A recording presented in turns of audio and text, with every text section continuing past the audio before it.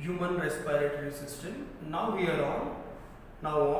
are focusing on anatomy of the human respiratory system. Students, if you recall, in every chapter that we have described in relation to physiology, we initially discussed the structural details of that particular organ system, whether it is an excretory system, whether it is a circulatory system, or it is a neural system. Likewise, here also we are focusing first on the anatomy or structural components of the system that we are dealing with, that is human respiratory system. As previously explained, human respiratory system or tract can be divided into two parts, that is upper and lower, right? Now here we are discussing each and every component of the human respiratory system in all required details. Just have a look. First component that you can see is external nares that have been described already. These are paired openings that open into the nostrils or nasal chambers. मतलब नाक में जो बाहरी दो छेद है जो कहाँ ओपन होते हैं, नाजल चेम्बर में, उन्हें हम एक्सटर्नल लेयर्स कहते हैं. तो नाक के अंदर की जो कंप्लीट कैविटी है जो दो हिस्सों में डिवाइडेड है because of nasal septum has been already been described, उन्हें दो नाजल चेम्बर्स कहते हैं. जैसे कि लिखा है कि nasal septum divides the complete chamber into two parts and each chamber. Now यहाँ पे एक एडिशनल चीज है कि each chamber is further divided into three parts, that is vestibular region, respiratory region and olfactory region. Is it okay? अब यहाँ पे थोड़ा आप देखो कि अगर ये एक नाजल चेम्बर है तो इसका जो ये नाजल सेप्टम हुआ और यहाँ पे दूसरा चेम्बर, करेक्ट.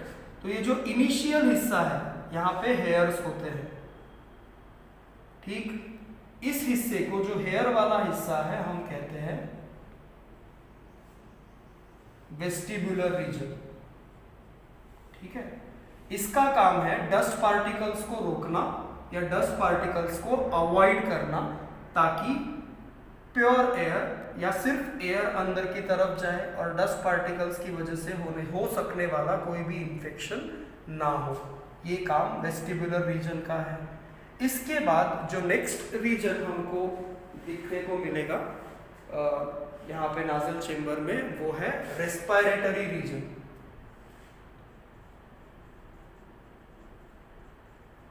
अब रेस्पिरेटरी रीजन में होता क्या है, तो रेस्पिरेटरी रीजन का जो इपिथेलियम है, मतलब अंदर का सरफेस, वो हाईली सिलिएटेड होता है. मतलब सिलिया जो कि एक स्ट्रक्चर है वो प्रेजेंट होता है. These are not hairs, these are cilia which are present in the epithelial surface of respiratory region, ठीक.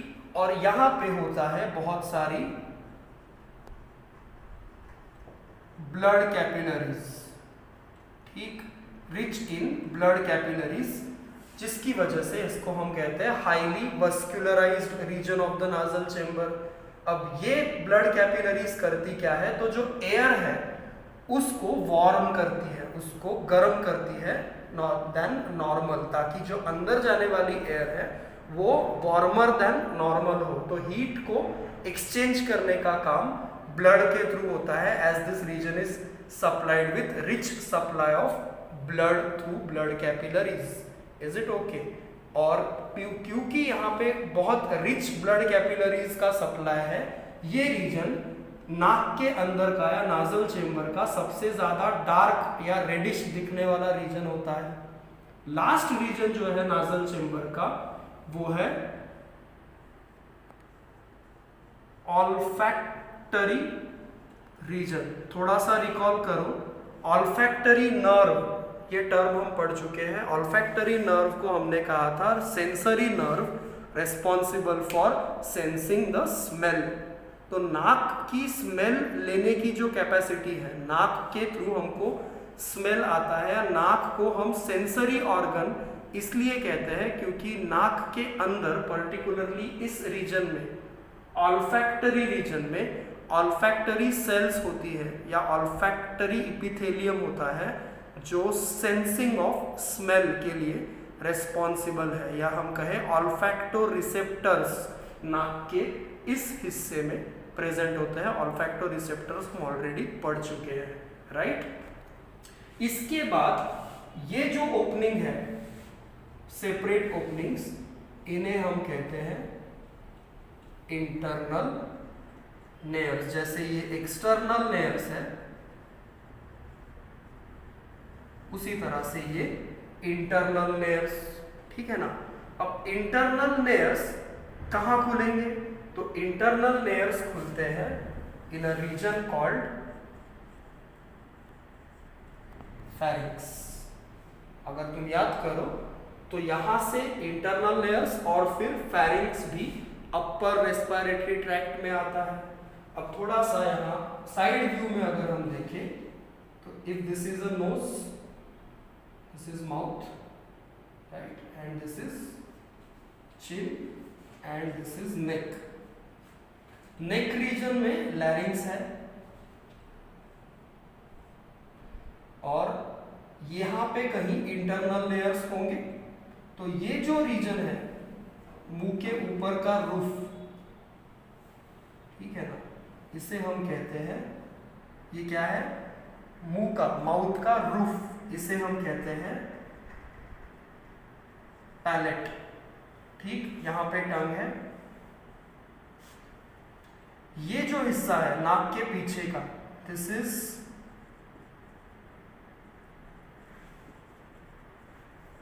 नासोफैरिंक्स।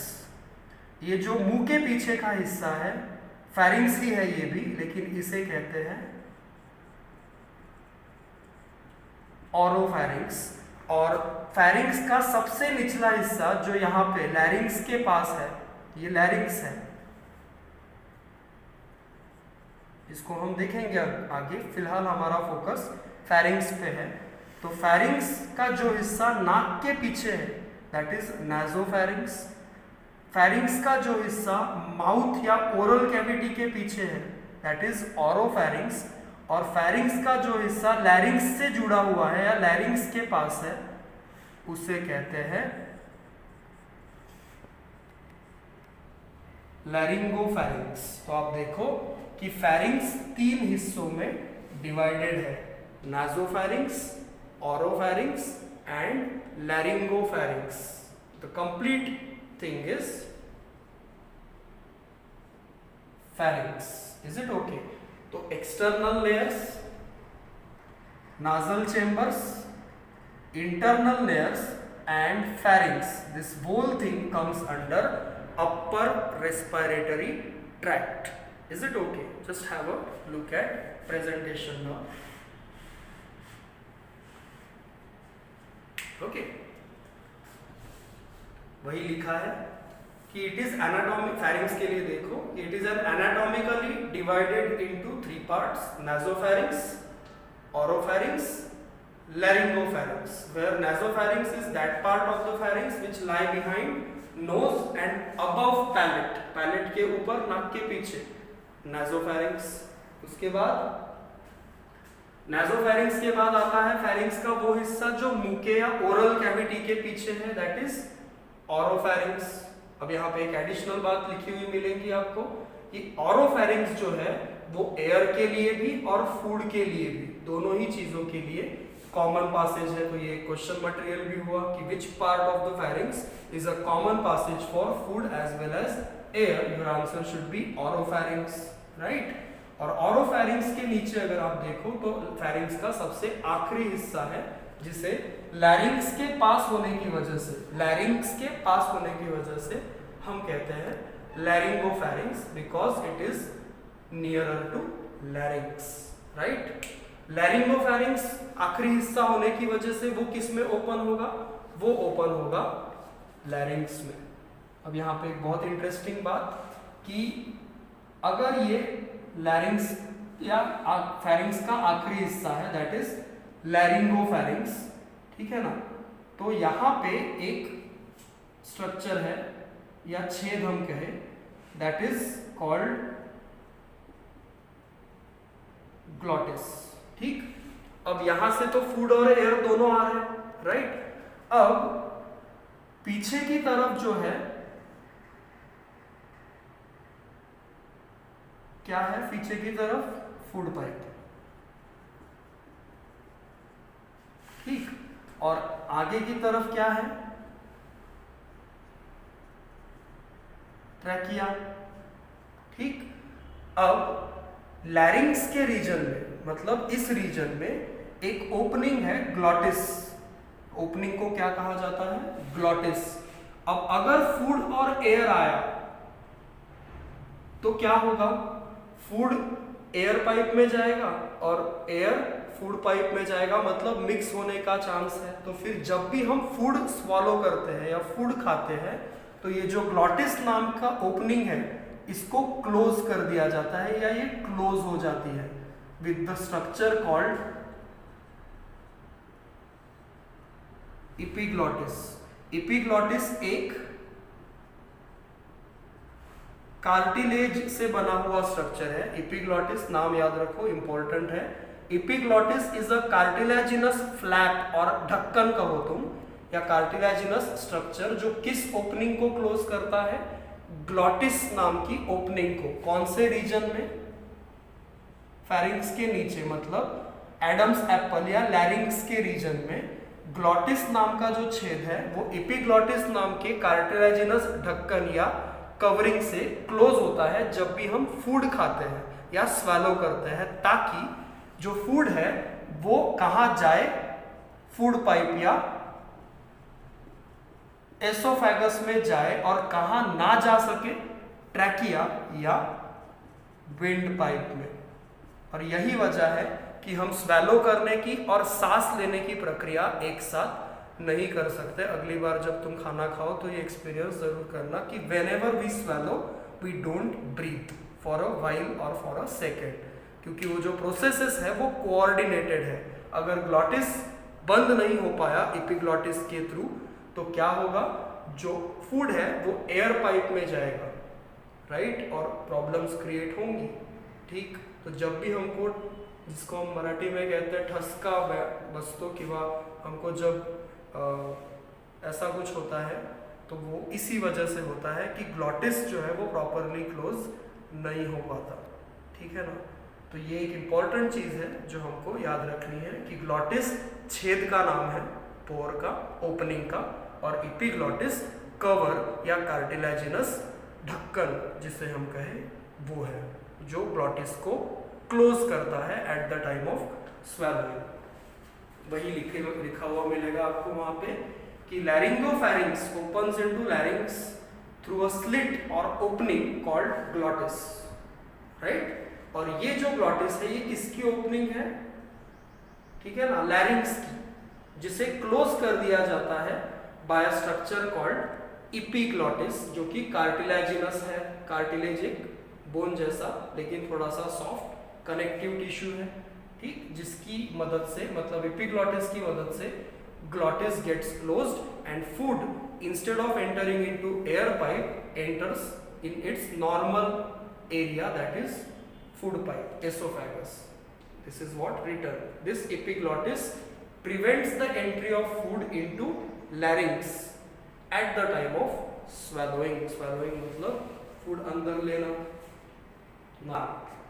pharynx को हमने देखा कि pharynx is divisible into nasopharynx, oropharynx and laryngopharynx, right? और फिर उसके बाद में कि हमने important चीज देखी वो थी कि glottis that acts as the opening between laryngopharynx and larynx. So this glottis opening, which opens from laryngopharynx to larynx, is covered by epiglottis whenever we swallow the food. So when air goes, normally it goes from pharynx to larynx. So what about larynx? We need to see this. कि larynx is also called as voice box, क्योंकि larynx हमारे respiratory tract का वो हिस्सा है जहाँ से हमारी आवाज़, साउंड प्रोड्यूस होता है, क्योंकि उस स्ट्रक्चर के अंदर वोकल कॉर्ड्स होते हैं। वोकल कॉर्ड्स मतलब साउंड प्रोड्यूस करने वाला स्ट्रक्चर। और क्योंकि वो लैरिंग्स में होता है, हम लैरिंग्स को ओवरऑल कहते हैं वॉइस बॉक्स। और इसका अपीयरेंस जो है, मतलब एक्सटर्नल अपीयरेंस, वो मेल्स में, आदमियों में ज़्यादा प्रोमिनेंट होता है, ज़्यादा शार्प होता है। इसीलिए लैरिंग्स रीजन ऑफ मेल्स जो है वो क्लियरली विजिबल होता है एज कंपेयर टू फीमेल्स। तो मेल्स में लैरिंग्स के हिस्से को एडम्स एप्पल भी कहते हैं, ठीक है ना, घसा, ठीक, जो गले में गला जिसको हम कहते हैं, तो गले के रीजन में मेल्स में एक प्रोमिनेंस दिखाई देता है। अगर गोइटर हो तो और ज़्यादा प्रोमिनेंट दिखाई देता है, क्योंकि वहीं पे थायराइड ग्लैंड भी है, राइट। तो उस जगह को हम एडम्स एप्पल कहते हैं, ठीक। अब नीचे आप देखो तो larynx in humans is extended from laryngopharynx. ये हम जानते हैं कि लैरिंगोफैरिंग्स के नीचे लैरिंग्स है। उस लैरिंग्स रीजन में एक इम्पॉर्टेंट स्कल का बोन होता है। अब हमने स्केलेटल सिस्टम नहीं पढ़ी, जब भी पढ़ेंगे तब ये फिर से आएगा कि देयर इज अ बोन, हड्डी, bone in the region of larynx, name is hyoid bone. At the top of the larynx there is a bone called hyoid bone. Okay, और larynx कहाँ तक extended है? अब ऊपर की तरफ hyoid bone और नीचे की तरफ trachea। अगर ये hyoid bone है तो यहाँ से यहाँ तक ये पूरा क्या है? larynx। ये अगर trachea है तो ऊपर क्या है? फैरिंक्स। उसके ऊपर इंटरनल लेयर्स, इधर नाजल चेम्बर्स, इधर एक्सटर्नल लेयर्स। तो ये फैरिंक्स, फैरिंक्स के नीचे ये हायोइड बोन,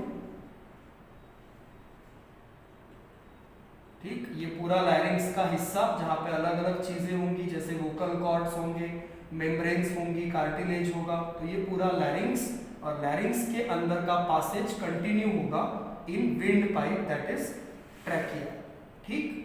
तो यही यहाँ पे आपको मिलेगा कि larynx is a hollow tubular structure. Its walls are made up of cartilages held together by membranes. Is it okay? Held together by membranes and muscles. मतलब ये पूरा जो लैरिंक्स है ये कार्टिलेजेस से बना हुआ है, ऊपर की तरफ हायोइड बोन और बाकी स्ट्रक्चर कार्टिलेज, जो कार्टिलेज मेम्ब्रेन्स और मसल्स से जुड़े हुए हैं। और इंटरनली अगर लैरिंक्स के अंदर हम देखें तो there is a structure called vocal cords. मतलब मेम्ब्रेनस स्ट्रक्चर है। यहाँ पे लिखे मिलेगा तुमको कि larynx is internally lined by pair of folds of mucus membrane. There are two, pair का मतलब two mucus membranes are there, जिन्हें हम टेक्निकली कहते हैं वोकल कॉर्ड्स, जिनका काम है साउंड प्रोड्यूस करना। मतलब इस वोकल कॉर्ड या इस मेम्ब्रेनस स्ट्रक्चर के थ्रू जब एयर पास होती है तो ये एयर का पासेज किस चीज के लिए रिस्पॉन्सिबल होता है? साउंड के प्रोडक्शन के लिए। और फिर हम हमारी टंग की मूवमेंट, माउथ की मूवमेंट और एयर का इनटेक, इन सब चीजों को एडजस्ट करके साउंड का पर्टिकुलर टाइप प्रोड्यूस करते हैं। जैसे मैं बोलना चाहूँ अ, तो अ बोलने के लिए एक स्पेशलाइज्ड टंग या माउथ की मूवमेंट होगी। अगर मैं बोलना चाहूँ के, अगर मैं बोलना चाहूँ डी, अगर मैं बोलना चाहूँ सी, तो तुम ट्राई करो कि तुम टंग की जो टंग जो है वो दांतों को टच किए बिना डी नहीं कह सकते।